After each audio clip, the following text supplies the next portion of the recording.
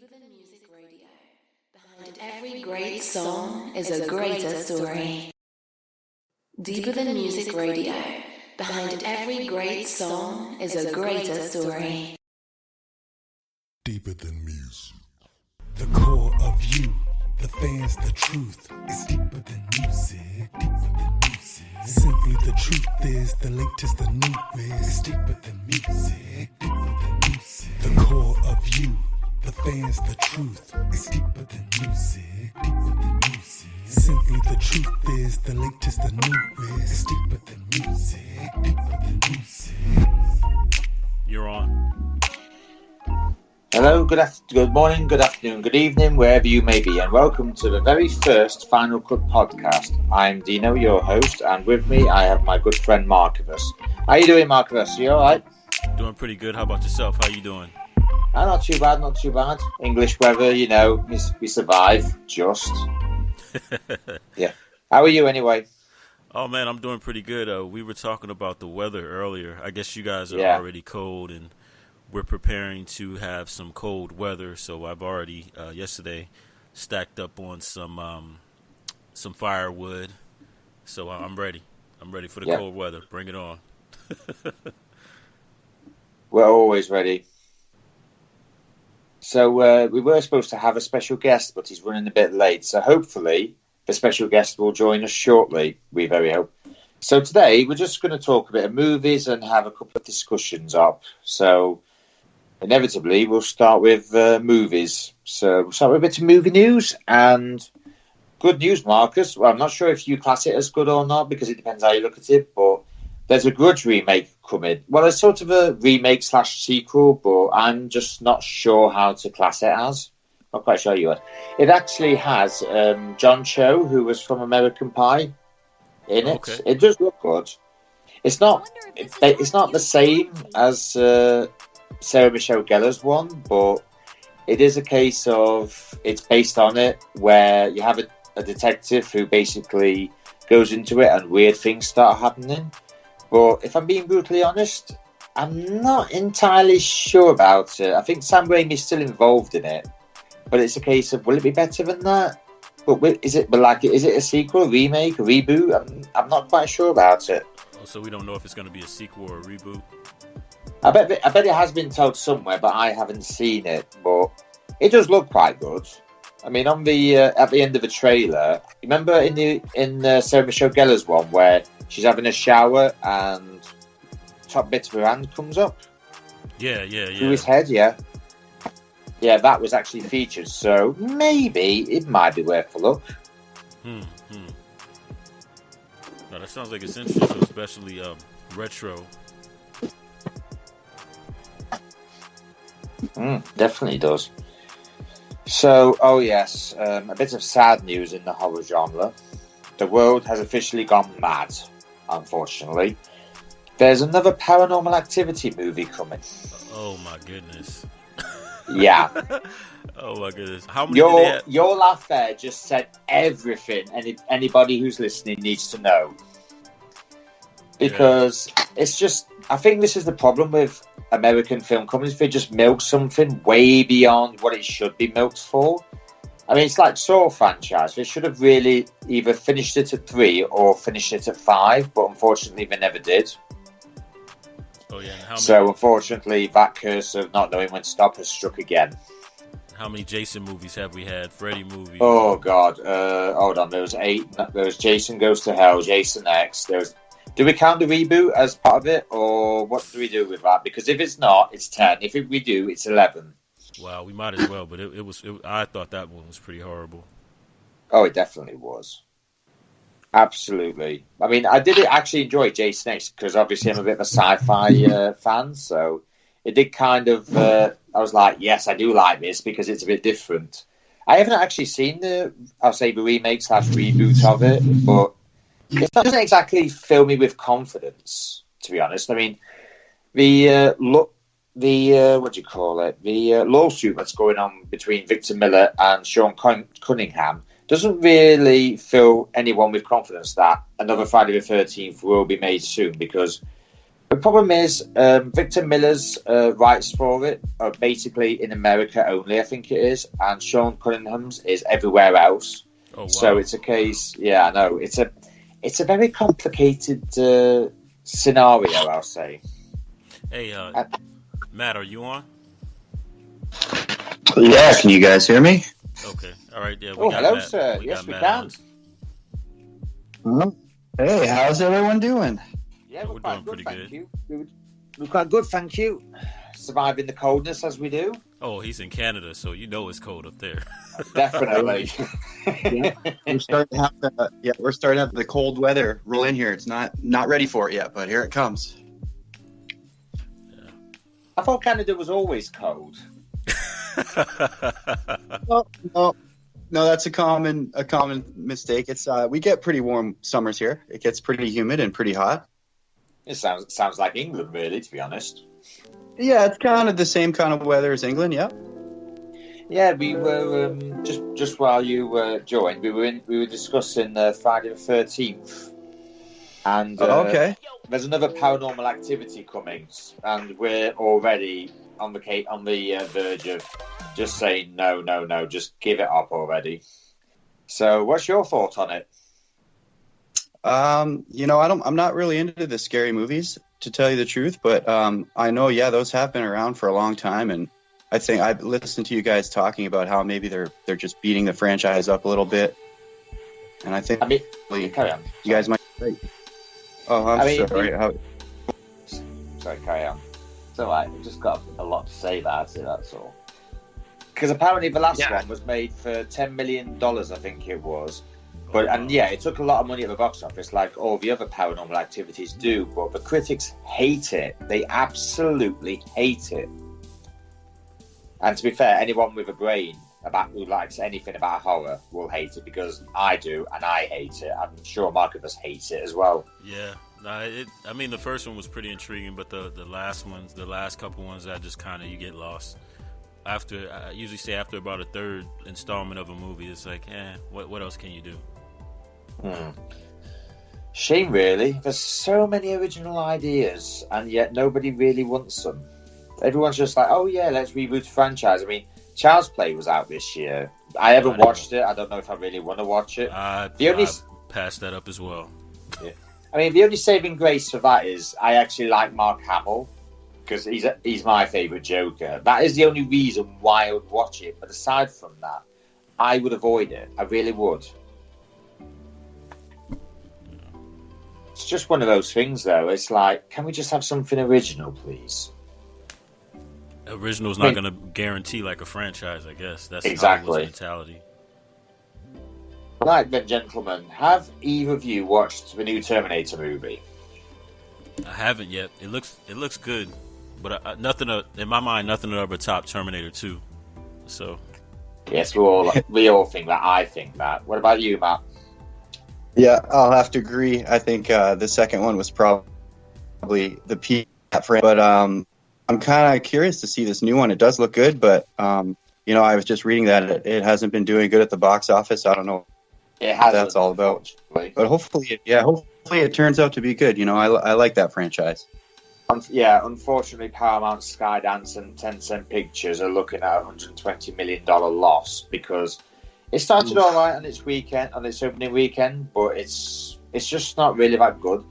The theory is because everyone, say in the last 20 odd years, has seen Terminator Salvation, Rise of Machines, and Genesis, and they're just worried that it's just going to be like that. But I mean, James Cameron's at the helm. It's a brilliant movie. I've watched it. Even the critics like it. So where would you put it on the other Terminator movies? Where would it fit?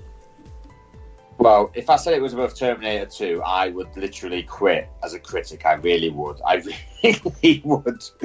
I don't know if it's as good as the original Terminator, but I'd probably go T2, Terminator, Dark Fate, and I just wouldn't bother with the others, to be honest. Okay. I really wouldn't. But nothing's ever going to top T2. Nothing. I wouldn't even have Avengers Endgame over T2. I wouldn't. I don't know how you two feel about that, but that's truly how I feel. Yeah, honestly, there's T2 and then everything else. So I kind of I get lost in all the other Terminator movies. There is a bit more bad news about it. It needs, so I've heard, it needs about $500 million to break even. And when I mean break even, I mean above production costs, and I'm assuming the other 300 mil will be all the promotion they've done for it. But at the minute, it's looking like another. Oh, what was that? Oh yeah, Lone Ranger and maybe John Carter, which is a bit of a shame, really, because it is actually a good movie. Yeah, but I mean, Gemini Man is headed that way, so. Gemini Man is actually, well, I don't know about Gemini Man. It's the premise is promising, but when you have a movie that has been in developmental hell for 2 decades, you kind of think, why is it still trying to be made? Yeah. I don't know. I saw that, and I'm like very cautious about the movies that I watch now because I don't want to be 2 for 2 with movies that are like, yeah. What about you, Matt? What's the last movie you saw? Wow. I really go back to the older movies for some reason. I'm trying to think of the last newer movie that I've seen. I can't even think of it. I am looking forward to seeing that new Irishman movie, though. It's a new Martin Scorsese movie. I'm a big fan of his. And to know that Robert De Niro is coming back and Joe Pesci, I mean, I think that movie's going to be awesome. I can't wait to see that. Al Pacino's in that as well, so it's kind of like a reunion of them two. Yeah. Yeah, it's going to be Goodfellas, really, my favorite movie of all time. So, yeah, me too. Oh, yes. But yeah, as far as new movies, I haven't really seen anything. Okay. Well, the last one I saw was Terminator Dark Fate. I've been trying to watch Doctor Sleep, but unfortunately I've not really had a chance to watch it. I do want to watch Countdown, which is actually quite intriguing because there's an app you can get that tells you when you die. Ooh. I don't know if it's been released over in America or not, or Canada. That's pretty morbid. It is actually quite intriguing, though, isn't it? Because you're trying to literally... Something's going to tell you you're going to die in X amount of days. Deeper it might be all right. It music might say 20 radio. years or 2 years or 5 years. But if it was like a couple of months, what would you do? Would you be like, right, I'm not listening to that. I'm just going to live my life as I want to live it. I'm just going to ignore it. Well, I say ignore it, but I think the lead who tries to get rid of the app doesn't really have a good job at succeeding, apparently. Wow. The movie sounds that's interesting. A tough question. The movie sounds interesting, but the app, I would have to see a couple people die at the time that the app says, then I would take it seriously. Yeah. It's an interesting concept, but it is a bit hard to believe, isn't it? It's morbid. It is a bit. It is a bit. Right. Some good. Do we have any Marvel fans between the three of us? Oh, I think all three of us are. Yeah. So good news. Venom 2 starts shooting this month, and it will feature. Well, I think the official synopsis would mean that Venom actually has an offspring, which sort of bonds with serial killer and is literally called Carnage. Literally, I actually watched 90s Spider-Man just to increase my knowledge, and Carnage was my favourite villain. It wasn't Venom. Venom was actually quite interesting because Eddie Brock kind of had a vendetta against Spidey because he ruined his reputation, even though it was his own doing. But it was like two different symbiotes. One actually had a sense of morality. The other one has no sense of morality. He will just kill and kill and kill. But I think the last discussion we had about this movie, you actually liked the Venom movie. I didn't. I thought I did. I loved it. I didn't like it. Matt, have you? Sorry. Oh. Matt, have you seen it? No, I haven't seen the new Venom movie. No. Okay. Well, if you do get a chance to watch it, I mean, it's like a Marmite movie. You either love it or you hate it. I loved it. Marcus hates it. It just depends, really. It just depends how it grips you. Yeah. Okay. Matt'll be the tiebreaker. Yeah, Matt will pick between us. I will let you guys know when I check that. No pressure there, Matt. Yeah.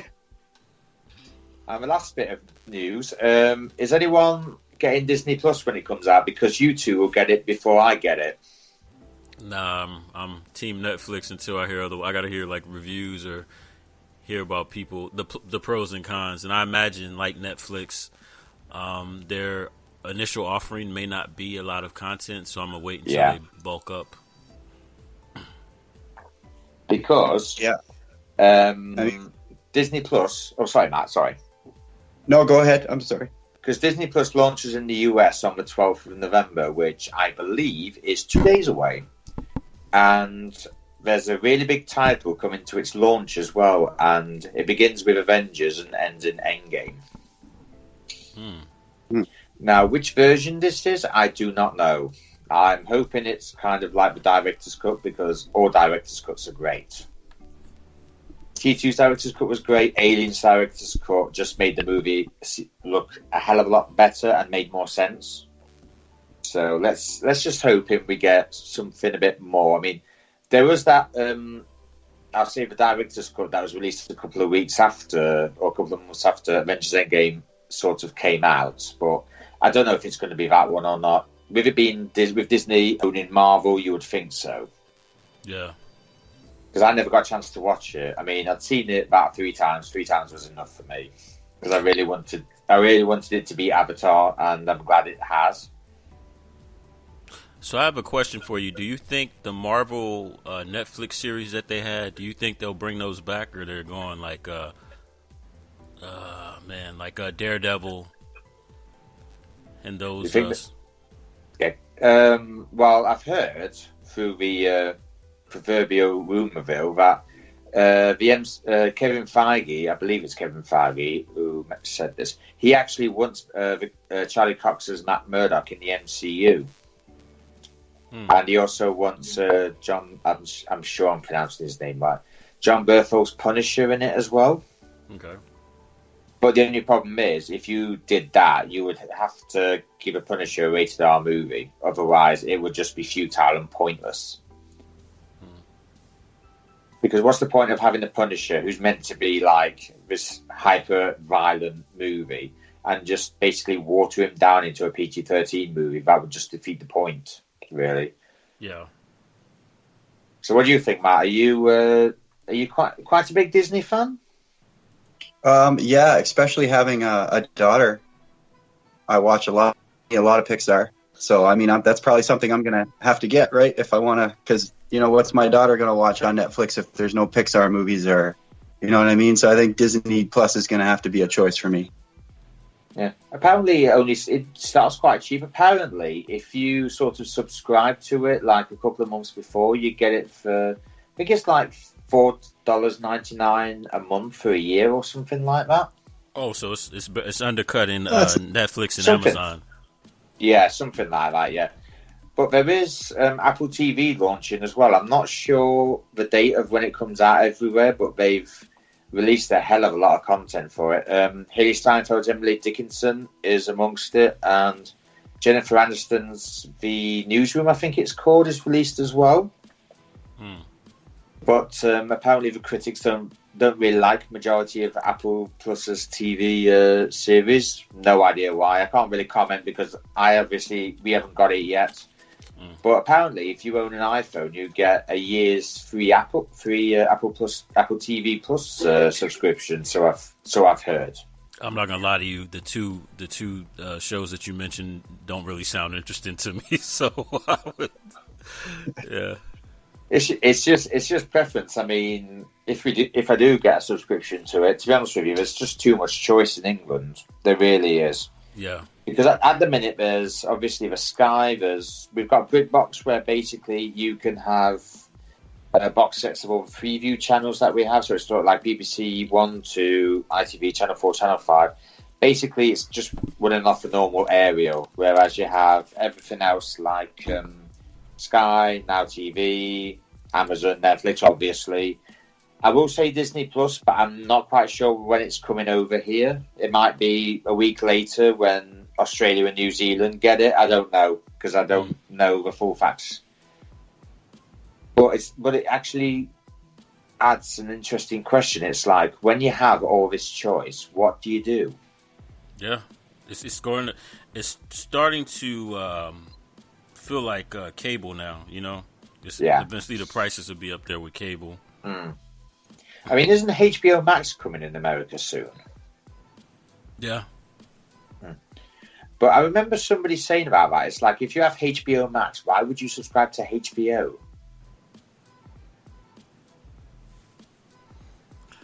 Maybe they'll have a little bit more. I have no idea. It's maybe, but obviously it's a question for the experts who are like, right, you get this with HBO Max that you don't get with HBO. I mean, obviously you'll still get like Game of Thrones, you'll get Watchmen, which is actually not a bad little series. I've only watched the first episode, but it does actually look quite good. Yeah, I'm a Hulu, Netflix, Amazon man, so. And obviously, are you a CW man, or are you not really a big fan of anything CW-wise? CW, what was it? The Marvel series? It's where you get all the Arrowverse shows, like Arrow, Flash, Supergirl, Legends of Tomorrow, which I'm assuming is on over there, but I've not really heard anything about if it's coming out. I know there's another season. Yeah, it's on. Is that on now? They have it on Netflix, but I'm pretty sure they're like old seasons. Yeah, and then of course they have it on Hulu as well, the most current. So. Yeah, because obviously the Arrowverse is just building everything up to Crisis on Infinite Earths, which is basically, or I believe, is going to serve as the last episode of Stephen Amell, who plays Oliver Queen, because apparently I think he's going to die at the end of that, because Arrow is finishing after 8 seasons for various reasons. But I think it's just like they know that there's enough reasons why he should end it, and they are ending it after that, because Arrow is only on a 10-episode season, whereas Flash and all that lot are on 20, 25, I think it is. It's one or the other. It's first time that's ever been done, and it is such a big storyline that I just can't wait. It's even worse for me because UK is like 2 weeks behind America. I'm not sure if we're 2 weeks behind Canada or not, Matt, but I'm assuming so. Yeah, I'm not sure. The region in Canada I'm in, we're pretty American media based. So yeah. I mean, I'm sure I would get it the same that America would. Yeah, I think that as well, to be honest, because I mean, Toronto's in the NBA, isn't it? So I really doubt that it's going to be like a bit of a difference between Canada and America TV wise. Yeah, especially the city I live in. It's right next to Michigan, Detroit, Michigan. So we get a lot of their news stations and a lot of their radio stations, a lot of Detroit media. Do you get any Detroit Pistons games on where you live? Oh yeah, on TV. Yeah, we get Detroit Piston games, Detroit Red Wing games. Yeah. Oh, I miss the days when you had Rasheed Wallace and Ben Wallace and Richard Jefferson and Chancey Billups. That was the best Detroit Pistons team ever. Yeah, I even go back farther than that. I like the bad boys. Yeah, Isaiah Thomas, Joe Dumars, Bill Lamb. Isaiah, yeah, I love those bad boys. Yeah. Right then, and that concludes the news. Right, on to the topics for today. So, I still don't know how I feel about this, to be honest. I heard a news story the other week, and it said that Whitney Houston will be touring in hologram status. I think the hologram is 4 shows in like London, Manchester, Birmingham, and I think it's Glasgow. But I just thought about it, and I thought, is this morally wrong? So they did a man, I can't remember the festival. Maybe you might. They did I can't think. They did one of Tupac.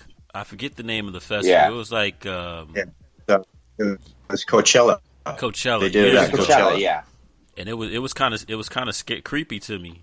And of course, you had the VMAs, that one VMAs where they had the Michael Jackson. Yeah. I don't know. I'm kind of on the fence about it, But I hear celebrities are now signing that as part of their, hey, if I die, the likeness and. Now, you see, that's not so bad. But the fact is, did Whitney actually sign something like that? I highly doubt it. I wouldn't think so. Because Christina Aguilera performed with her, and apparently she got a lot of bad press about it. Oh yeah, she got a lot of flack for that. So it's like, if that be the case, why would you do such a thing? Yeah, it's kind of like the albums that they do after an artist passes away. Like, Yeah, I like Michael Jackson. The albums after his death, nah, I wasn't too much feeling those. yeah. I mean, George Michael is actually having a song released for, I think it's for Last Christmas. You know, that new Christmas movie with Henry Golding and Emilia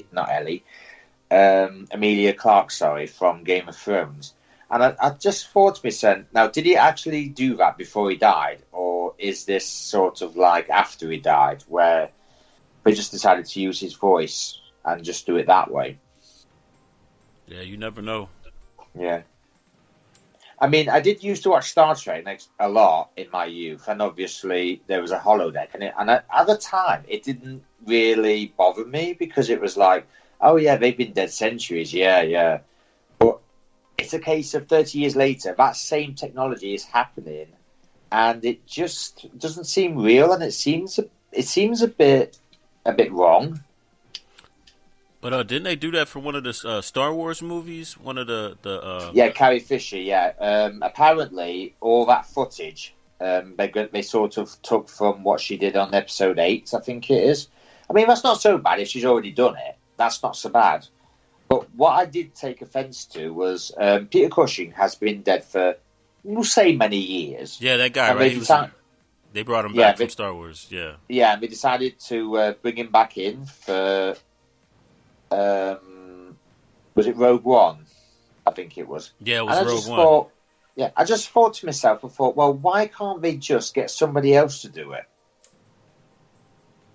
Yeah, no, I agree. That's my thoughts on the new Fast and the Furious movie, because I've read that Paul Walker is going to make an appearance in that movie, and I think the same thing. Like, why can't they just use his brother Cody? Like, why just use someone else? Why do they have to bring him back? I don't understand it.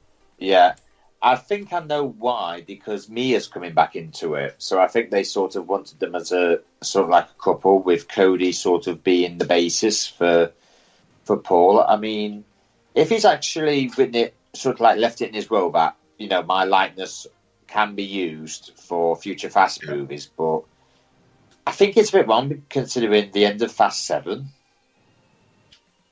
Which that was kind of him saying goodbye. The farewell, right? Yeah, that was supposed to be the farewell, the see you later. But yeah, I don't know. I still don't know how I feel about that, because if you watch that last scene in Fast 8 and you see that CGI scene at the end, it looks off. There's just something about it. So I don't really want to see Paul Walker in that state in a new movie.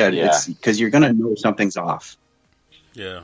And it just to me, it feels so morbid. You know what I mean? Like, it's morbid to a certain extent. And then like you guys said, the last Fast and the Furious, he had a proper send off, and now you're gonna resurrect him back from the dead. Yeah, it does raise certain questions, particularly in the person who decided to make decisions like that. Yeah, I mean, especially in that franchise, in this new movie, they got John Cena coming in. They have so many big actor names, and it's just like, why do you need to bring Paul back? You already have this all-star team. Are we classing Cardi B in that range as well? Yeah, exactly. You see, I've watched her in Hustlers, I think it was, and she didn't really grow on me. But then again, I wasn't really keen on that movie, to be honest, for various reasons. And I just thought to myself, why are they putting her in it? That's kind of like, not the blind leading the blind, but the talent leading the talentless. Yeah. Yeah, no, I exactly agree with you. Have we got anything else to add on that subject, gentlemen? I think we could agree that it's morally wrong. Yeah. Yeah. I think right now we're in the very early stages of holograms, and I think it's weird and morbid to us. But I mean, it's scary to think in 20 years when you turn on your TV, if you're going to watch, Elvis in concert, you're not going to watch a video, you're going to watch a hologram, and I think that's just the way it's going to be. Yeah. Speaking of that, do you know what I've thought about with that?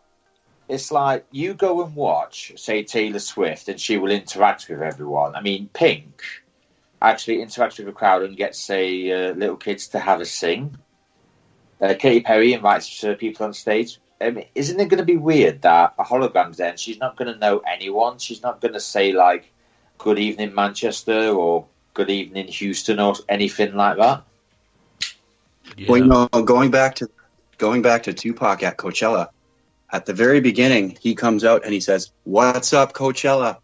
And it sounded just like him, but it can't be him. He never said that word. So I imagine they could do the same for all the other artists.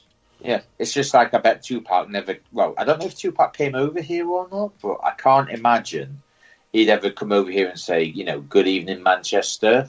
I mean, we went to Westlife last year, as in me and my fiancée, and they were just so interactive with everyone. I mean, it's like, that's what makes a great night out when you go to a concert. Oh, yeah. The fact that everybody's there and they say, like, we know times are tough, but thank you for coming out. We love you all, etc., etc.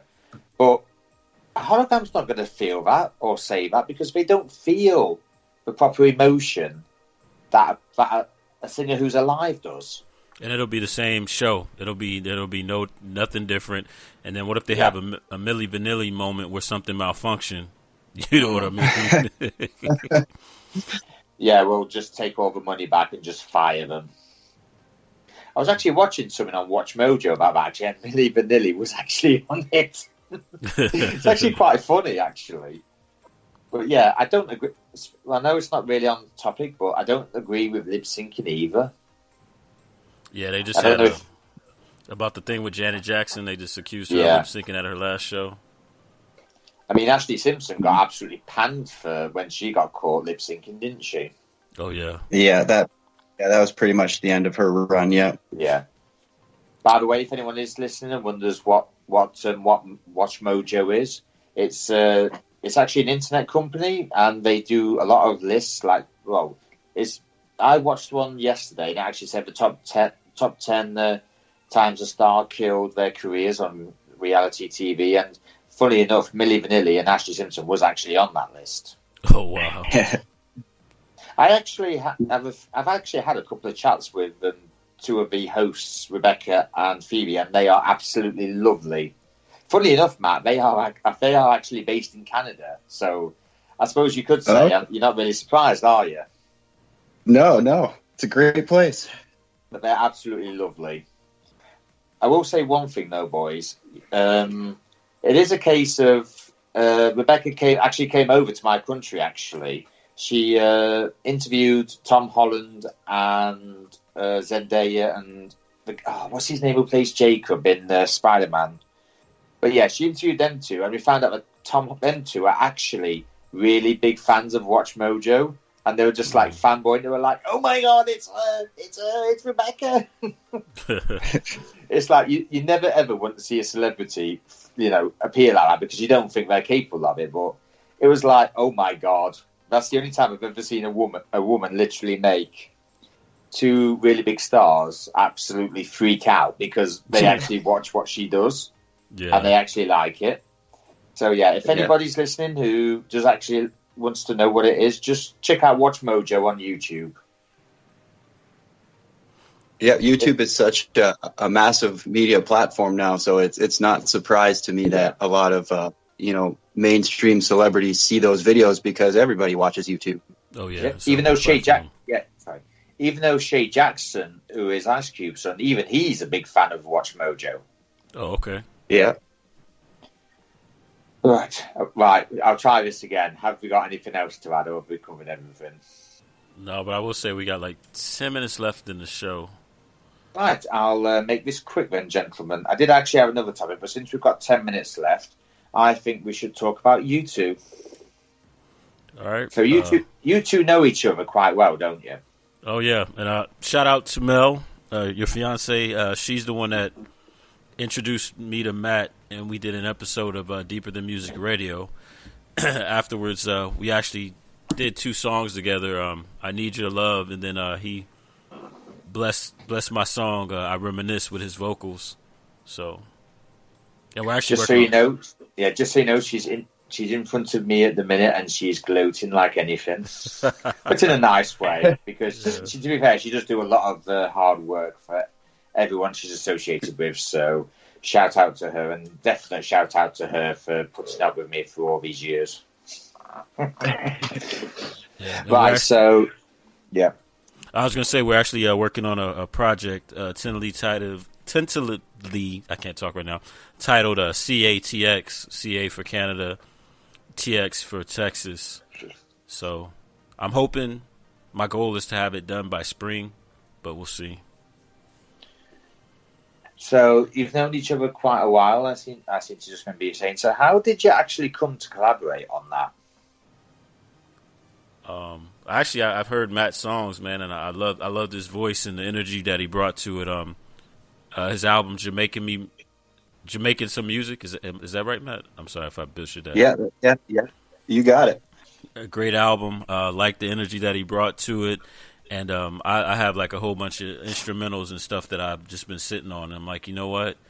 I want to make some more music, but also have like a pop feel to it, or a reggae feel, and I just figured, why not hip hop, pop, reggae?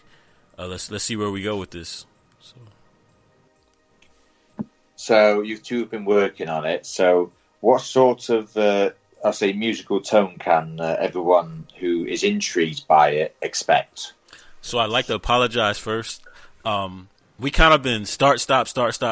I had some personal stuff I had to deal with. Now that that's behind me, I sent Matt some stuff, so mainly there's a little bit of hip hop, but I'm also going to try to blend some R&B and pop. And ooh, yeah, that's intriguing. To work on my strengths and then his strengths as well. So you say it can be on spring 2020. So that's is that definite, or is that just in theory? That's my goal. So it's in theory, but we'll go for that. I'm pushing for that. We're going to get there. Yeah, we're going to get there. That's in theory, but I think we'll do it. I think we'll get there. Yeah. I was going to say, as a contingency, what would be the fallback date if it wasn't spring? It would be summer, but I mean, we'll definitely have singles. So I'm writing on this Drake kind of Timberland-ish beat, and I think if people really like this, the sound is unique. But the fallback plan would be after spring, summertime. Yeah. Just so I have actually heard Matt sing, and he's really a really good singer. He really is. I can't say anything else than that, mate. You're really good. Oh, well, thank you. That's very sweet of you to say. Yeah, it's all right. Yeah. So, will it just be you two, or will we be bringing anybody else in on this?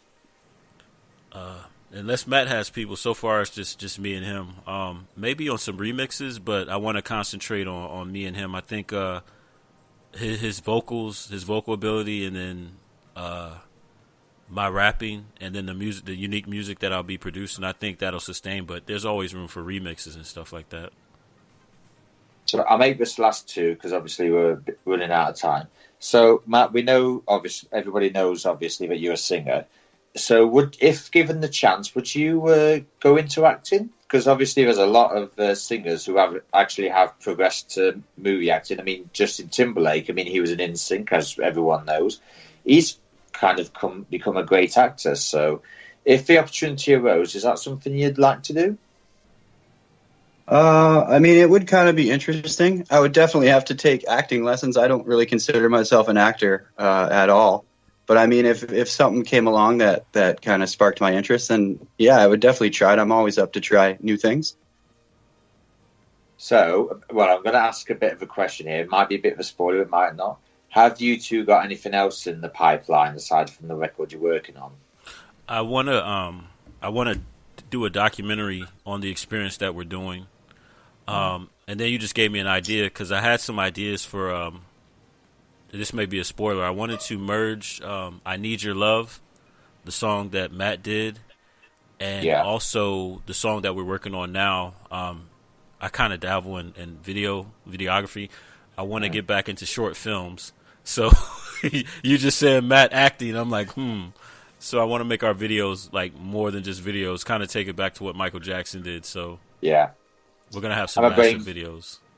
I'm a brain box. Why doesn't any one of the big corporations hire me, especially movies? I've got so many ideas.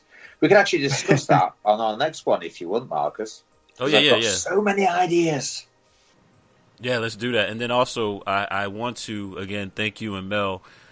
I want to, once we finish this, because I know Matt had some success in the UK or in Europe, definitely want to come out there too once we're finished the project to do some shows and gigs and actually be with you guys live and direct to do a live interview. That's one of my visions and goals for this project. Well, I'm sure in January, when we've both got a bit more time, I'm sure that's possible. Right then, gentlemen, thank you very much. And thank you very much, Matt, for being our very first guest. Yeah, thank you for having us. This was pretty awesome. Yep. And Matt...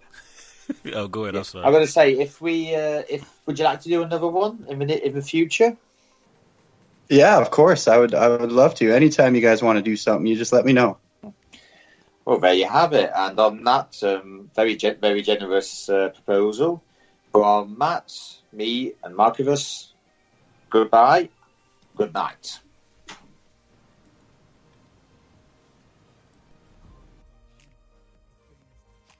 It's deeper than music, Simply the truth is the latest, the newest. It's deeper than music, The core of you, the fans, the truth. It's deeper than music, Simply the truth is the latest, the newest. It's deeper than music,